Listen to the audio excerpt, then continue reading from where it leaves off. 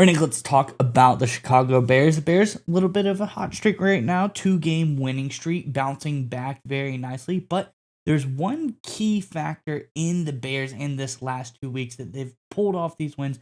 I think has been a major contributor into why they're playing a lot better. One player they picked up is doing a really phenomenal job. We'll break all of this down in just 1 second here. But first, I'm Andrew, that's Nick, and this is Saturday Morning Inspection.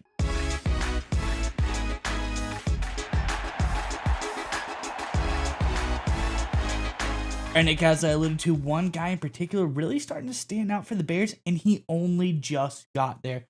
Coinciding, 2 games ago, started playing for the Bears, 2-game win streak for the Bears. Does it all add up? Maybe there's more to it than that, but it definitely helps, especially how the Bears are using. We're, of course, talking about CJ Gardner-Johnson. You might want to say corner, but turns out he can do a lot of different things on the defensive side of the ball. Let's get into this article, and we can break it down on the other side. So this is from one of my favorite blog site names, Bear Goggles On. There are always a lot of really good ones out there. This one's at the top of the list. It says, in 3 games, the Texans used CJ Gardner-Johnson. The veteran was primarily as a deep safety. He struggled in that role, allowing completions on over 75% of passes thrown in this direction. Definitely not good. The Ravens never gave the veteran a chance to play. They traded for former Charger safety Alohi Gilman soon after signing him. And now Allen is trying something different. He's used the safety as a disruptor, playing him close to the line of the scrimmage more often than not. In his 2 games with the Bears, Gardner-Johnson has played most of his snaps as a slot defender, and he's blitzed on almost 10% of his defensive snaps, quite a lot, more than double the rate he had with the Texans. The results have been undeniable. The safety has already had 3 sacks, a forced fumble in a Bears uniform. Very, very big difference from what he was looking like at the beginning of the season, bouncing around multiple different teams, not looking like a contributor, not looking like that guy who was with a really good Eagles team, went on to win a Super Bowl with them as well, looking like he couldn't find a home. But now Allen and the Bears have found a great spot for him, and it's shifting him over into an area where he's been a much different player. But let's just talk about the effects on this Bears team and break it down a little bit easier. We have a tweet here from Bear Season.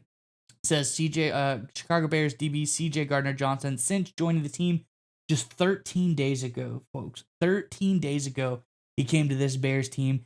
He's already got 3 sacks, 15 total tackles, 3 tackles for loss, and a forced fumble. Really made a huge impact on this team. If you'd have told me there was a DB that this was his stats this point to the season, like throughout all the games with the Bears, at this point in the season, I'd be like, not bad stats, pretty decent. But in 2 games, this is ridiculous. He's really putting on a masterclass, and I think a lot of that has to do with what Dennis Allen has lined up for him. I think the way they played him closer to the line of scrimmage, had him blitz, they're doing some different things with him, not just putting him back at safety. He's letting 75% of passes be completed on him. Why are you going to keep him in that position? Obviously, it's not working out. They found a spot for him. I think it's showing to be really, really good, and just how good. If we look here at Gardner-Johnson's PFF grades from weeks 1 through 3 with the Texans, then you see the last 2 games, weeks 9 and 10 with the Bears. Much, much different, much, much more effective here. You see really nothing to write home about as far as what he was doing with the Texans. Terrible coverage grades, not really good pass rush grades either. He's had 2 good run defense games, but outside of that, not a whole lot of good for CJ Gardner-Johnson. We look at what he's doing with the Bears. Don't look at the coverage grades, as we said, he's not really being used in coverage. I don't like PFF for this reason in particular. Sometimes certain things for certain positions weigh their grades down more heavily. But if you look at what and think about what Gardner's been doing with the Bears as a disruptor, really great grades. He had 80 overall run defense grade against Cincinnati. He had an 81.8 tackling grade versus the Giants, and 274 plus pass rushing grades here for 3 sacks in 2 games. So being that disruptor, getting off the ball, getting back in the backfield, causing havoc, causing pressure, tackles for losses, sacks on the quarterback. That is what this guy is being used as, and it's really starting to pay off. I think this strategy by the Bears shows, and if you look at what he's done already, it just shows he was a great piece to fit into this Bears team. Can we look at this team as a whole in their pass rush department as far as sacks on this team? He's already third on the team in sacks.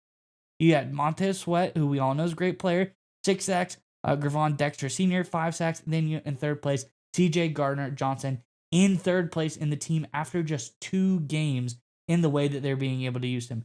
Aggressively blitzing CJ Gardner-Johnson, letting him get into the backfield and do what he does. That's the key to his game. Dennis Allen has figured that out, and this is showing a guy that people have cast to the side, bounced around the league for a couple of teams now, shows the Bears can find that hidden talent in it and bring it to light. I think this is showing very well for the Bears going forward. I'm really excited to see how well he does the rest of the season. Curious what your thoughts are on this one, Nick. But before we get to you, Bears fans, in the comment section below, we're talking defensive side of the ball, a newcomer that's come in and really made a standout performance. I'd say he's probably, one of the MVPs of this defense over the past 2 games. But talking defense and MVP, we're getting to the midway point of the season. There's been a lot of play, a lot of interesting stuff, a lot of good stuff on the offensive side of the ball. But today we're talking defense. Focus on that. Who's been your MVP of the defense thus far this season? Let us know your answers in the comment section below. But nonetheless, Nick, what are your thoughts on everything here for Chicago? Yeah, I want to answer your question. I think the MVP is their defensive coordinator, DC Dennis Allen. He has transformed this defense into a takeaway machine, if we're being totally honest, a playmaking bunch. They're not nearly as good as the Lance Briggs, Urlacher, Peanut Tillman days, but it's got that feel to it. And I tell you what, they're a lot better offensively. And the fact that they're trending like those Bears defenses in the past, that's obviously welcome noise to you Chicago fans. And Dennis Allen has been leading that charge. And you brought it up. It's a big reason why CJ Gardner-Johnson has been a key piece for them. Because Gardner-Johnson's the guy who's familiar with Dennis Allen. He obviously played under Dennis Allen when Allen was the defensive coordinator for the New Orleans Saints before CJ Gardner-Johnson left to head to the Philadelphia Eagles in 2022 and began to jaunt around the NFL. That has landed him back under Dennis Allen in Chicago for the rest of the 2025 season. And you talk about a massive steal. Remember, the Bears essentially gave up nothing in terms of Gardner-Johnson. There's no cap consideration of any serious kind here that the Bears have added because of Gardner-Johnson, and he's already paying big dividends. And this is what it's all about. It's the simplicity of it. It's Dennis Allen understanding, because he knows Gardner-Johnson, hey, this is what he does best. Let me put him in those positions to be successful, and we'll just let him undo it. We'll unleash him, and we'll reap the benefits, right? It sounds too simple. A lot of teams overthink it. Dennis Allen, the Bears, aren't doing that. I think it's a 100% the right approach. Right now, everyone's looking at outside corner help, especially if they have any sort of injuries. The Bears, no exception. Obviously, they were linked to Asante Samuel Jr. He went to the Pittsburgh Steelers. But as I like to say, there's a reason these outside corners are available at this point in the year. They may not be any good anymore. Stephon Gilmore, Asante Samuel Jr. If they were still good, if they were still good enough players, they would not be, available November, 12th. Or whenever you're watching this video, right? It's one of those things. If they were good, they would have been playing September 12th, right? Simple stuff. What the Bears realize, now they're going to get healthy at outside corner down the stretch, most likely towards the end of the year. They realize that instead of chasing the guys that are on the street that aren't good enough to play, let's get players that are good enough to play in different roles, i.e. playmaking, and put them on the field and allow them to offset the issues they have at outside corner. That's what they've done with CJ Gardner-Johnson, and it's just smart football. It's thinking outside the box. The Steelers, for example, are thinking old school. Mike Tomlin's been around a long time, obviously. He's like, hey, we need outside corner help. Well, let's just bring in an outside corner. The Bears, Dennis Allen, what they think, hey, we need some outside corner help. How about we add a inside nickel safety playmaker that takes some of the burden off the outside corners? It's so simple, it's genius, and it's working beautifully, and it costs them nothing. A steal of a deal, of course, for CJ Gardner-Johnson. But it's not just this move with the Bears. It's their overall mindset and approach. And let me give you an example of that. Let's pull up a post on X that I highlighted, and this is courtesy of Hayden Winks. And he had a screenshot of the game, of course, against New York Giants on Sunday, a 4th and 2 situation where the Bears were going to run a duo concept, which is just a gap scheme with 2 double teams inside. Duo 2, that's where it comes from. And you can see on the screen in front of you, we've got some crazy splits, crazy gaps between the offensive linemen. Between the center and the right guard, there's a big space. Between the left guard and the left tackle, there's a huge space. Now, why did Ben Johnson call this? It's because he understood going into the game that the Giants aligned based on where the offensive lineman was for their defense, and instead of situations in terms of boundary to the field, things like that. They were too just hard focused on their rules. So what Ben Johnson said, well, let me make it easy for my running back. Let me give him a clear picture and spread everybody out. And that's exactly what they did here. DeAndre Swift was able to read it, bounce outside, and get the first down. Again, it's not overly complex, right? Changing up splits for anyone who's watched college football at all, or and really NFL football, gone back any period of time, knows it's something that happens all the time. Option teams love wide splits. Zone teams like narrow splits, right? It's just something that has always been part of football. Anyone who's played football at all understands that. Certainly if you've been involved with line play. So it's not overly complex, but it's taking simple things and applying them in situations to allow your players to be successful. Just like Dennis Allen knows CJ Gardner-Johnson. Let's get him on the field, put him in positions to make plays, things he's good at. Check. Hey, we want to try and convert a fourth down with a running play. Let's open up the space here using splits based on the matchup here, game plan matchup, and make it easier for DeAndre Swift to get the first down.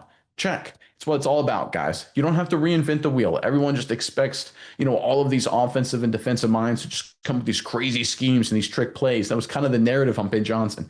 But the reality is, even going back to his time in Detroit, he was a guy that took very simple looking concepts and ideas, right? He didn't invent anything new, but just made it look complex to the opposition, just tweaked the little things up, gave his players an advantage, whether it was splits or things like that, and putting players in positions to be successful. That's what Ben Johnson was known for in Detroit, and that's what he's implementing along with Dennis Allen as his DC with the Chicago Bears. Again, the CJ Gardner-Johnson addition was a massive steal, but it's also part of a broader strategy that I think will set up the Bears for success down the stretch. Yeah, Nick, and I think, like you said, the way that they've been going about it, the differentials that they've been putting into their games, kind of make people think, make you stop a beat. That's been the hallmark of like Ben Johnson. Has been creative. I see articles online all the time talking about like Bears players begging Ben Johnson to throw in more trick plays because that's what he was known for. Like he has a deep bag of tricks and he's able to do things, but that's the opposite on the side of the defensive things. He's just putting players in positions to do things really, really well. And we've seen that this year. The overall grade for the defense may not be as high as you want it to be for Chicago. But like you said, when you talk about this team, what they're able to do turnover-wise, they're number one in the NFL in turnover differential. They're plus 14. The next closest team is the Jaguars, and they're plus 8. They're almost double what the Jaguars are.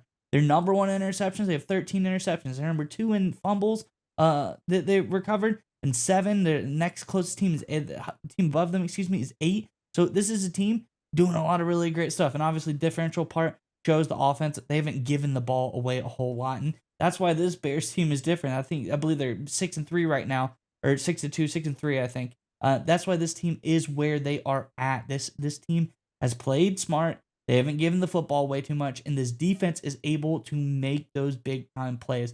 They're able to get the turnovers and do things that other defenses haven't been able to do even half as well, barely half as well, and that's the next closest defense on this list. So this is a team doing a lot of really good stuff. I think adding of CJ Gardner-Johnson, he's not going to be a guy that's necessarily going to be in the turnover department big. When we talk about sacks, disruption, getting things done on that side of the ball, I think this defense is about to get a whole lot better. He's not going to necessarily be the guy you want to drop back in coverage and get the interception, but he's the guy you can put at the line of scrimmage to blitz the quarterback, to cause the interception, or to get the sack. We're going to see this team get up to what they're doing even better, and I think a guy like CJ Gardner-Johnson was a perfect addition to a team that's taken a unique approach to how they do things this season.